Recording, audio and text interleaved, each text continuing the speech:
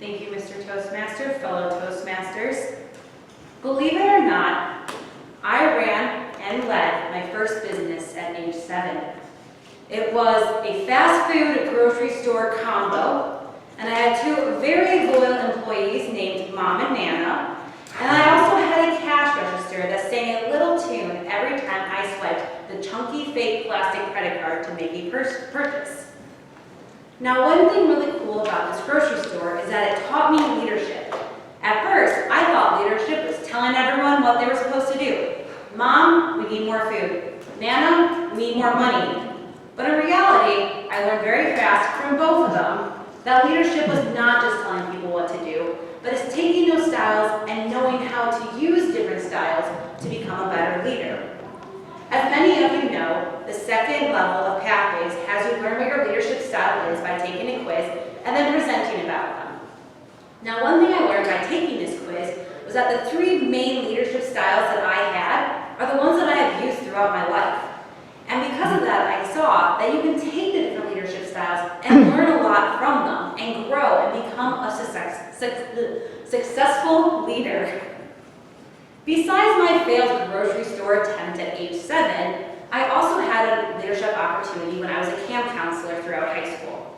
Believe it or not, I was a camp counselor at an arts camp where we sang, we danced, we did theater, and then at the end of the whole 7 weeks that we were there, we performed a show for all the campers' parents. Now, through this type of camp I was at, I learned the leadership style of affiliative. One thing I really learned with that was how to be collaborative and how to focus on the emotional need. When a camper is upset about something, they miss their mom, you need that emotional need to be like, hey, we're having fun, come on, let's sing, let's dance, let's have a good day. I also learned how to be a leader in the aspect of I got to be able to lead the different counselors. So during my 4th year as a counselor, I got to become head counselor of all of us there. And I learned how to be more affiliative as well because I learned that collaborative style with them. So for example, if there are 50 kids on a bus and they are full of energy and we still have 20 minutes to get to where we need to go, what do? Do you A, sing Yogi Bear, B, sing Princess Pat, or C, sing Taylor Swift's Love Story for the 20th time? The answer is Taylor Swift's Love Story for the 20th time. That is what I learned, and that is how I grew with my fellow counselors in that leadership. I might have thought Yogi Bear was the right path, but one of them could have said, hey, let's do Taylor Swift again. And because of that, we were able to grow and help create that experience for those campers. My second time in leadership I had was when I was band president my senior year of high school. During this role, I was selected by our band director with 2 other band members, and we were able to lead a lot of different activities that we had at the school. So for homecoming, we got to do a before and after homecoming activity with the band. We were able to do Secret Santa, we were able to do all sorts of things that we were able to lead. So one thing that I really learned was how to be a democratic leader. With that, I was able to take the different opinions from the members of the band, being like, hey, what are you interested in? Do you want to do Secret Santa again this year? What should we do for a charity drive? How are we going to raise that money? And by having that democratic style, I was able to grow more because having their opinions mattered, and having their opinions be heard mattered to them. And that was one thing I really learned in that role. My third style of leadership that I really learned was how to be a coach. So during my freshman year of college, I decided to be a tour guide for the College of Engineering. I loved the idea of getting up and talking to people and telling them all about the type of engineering we had and what you can do. There are 2 main takeaways I learned from being a college tour guide. One, I learned a fun fact about pigs. Do you know how many people there are in the state of Iowa? About 3 million. 3 million, correct. Now, do you know how many pigs there are in the state of Iowa? 4 million. 33 million pigs. So for every one person, we have 11 pigs. That was one big takeaway I took from being a tour leader. The second one I learned was from my actual tour leader for our tour group, Jeffrey, and I learned how to be a coach. I remember my first tour, my solo stop, I went up there, and it was going to be chemical engineering, and I was so excited. I marched up to the front of that room, and I said, welcome to Sweeney Hall, home of chemical engineering. Now, a chemical engineer is, and I froze.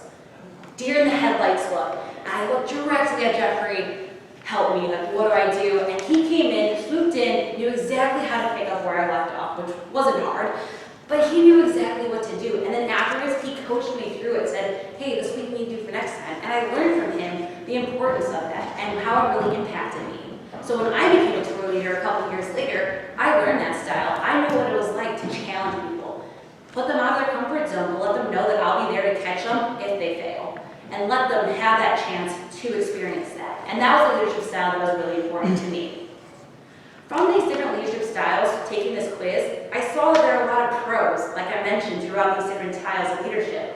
With affiliative, you have that emotional need, that connection. With democratic, you're getting people's opinions. And with coaching, you're really helping people learn to grow. But there are cons with them as well. For example, affiliative.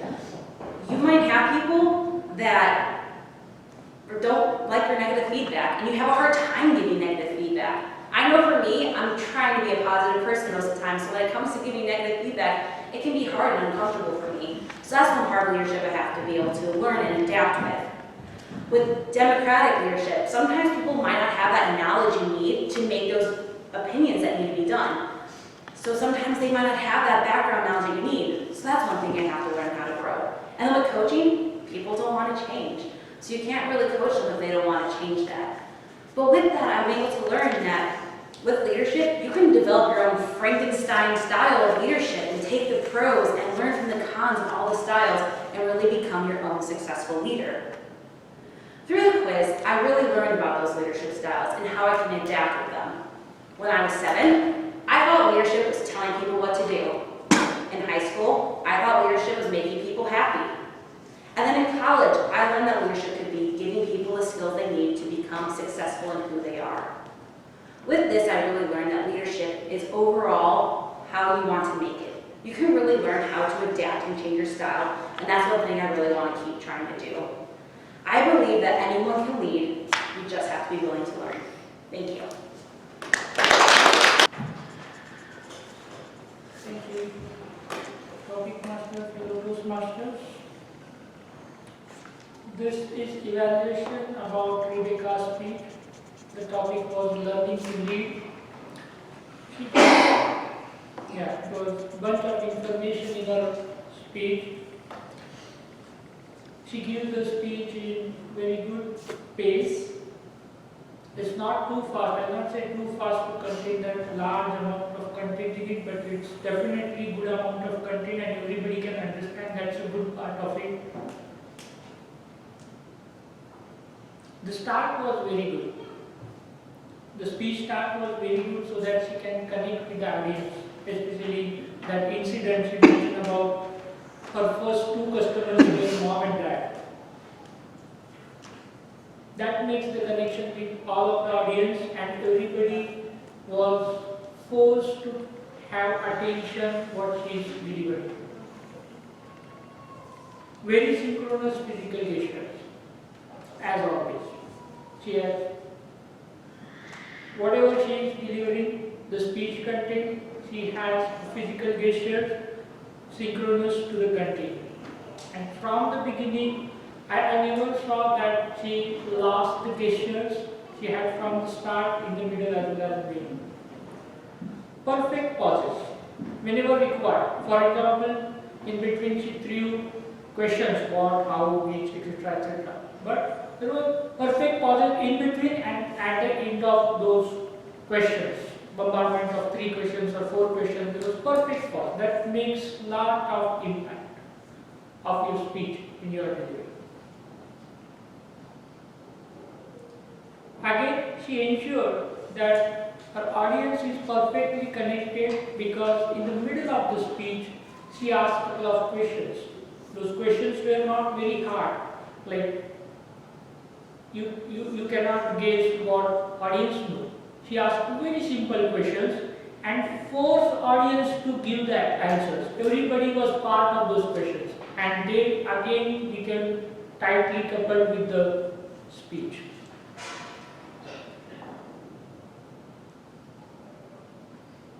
Yeah, there were 3 sections. Initially she mentioned that was a good thing, that one should always do what he or she is going to have brought in his or her speech, 3 leadership properties. That's it. Thank you.